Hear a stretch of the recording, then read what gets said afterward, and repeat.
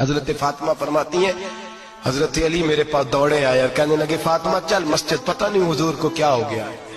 हुजूर रो रो के बेहाल हो गए और हुजूर हुजरे में रो रहे हैं और हिचकियों की आवाज मस्जिद में आ रही है। चल जरा चल के हुजूर की बात देख क्या हुआ है, हमारी तो ताकत नहीं अंदर जाने की।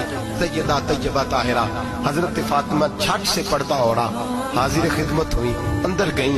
कहती हुजूर के कंधे पे हाथ रखा तो महबूब बेटी के हाथ की ठंडक महसूस की, सर सजदे से उठाया।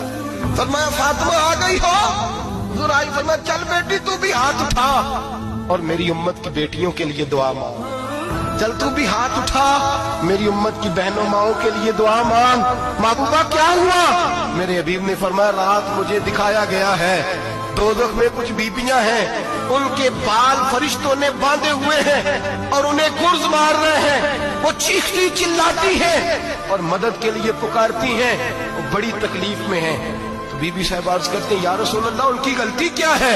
तो मेरे नबी ने फरमाया वो बारीक दुपट्टा ओढ़ती थी, वो बारीक दुपट्टा ओढ़ती थी, उनके बाल चमकते थे, गैर महरमों की नजर पड़ती थी, उन्हें दोज़ख में सजा मिलेगी। वो चिल्लाएंगी चीखेंगी, उनकी मदद को कोई नहीं पहुंचेगा। चल तू हाथ उठा दुआ मांग।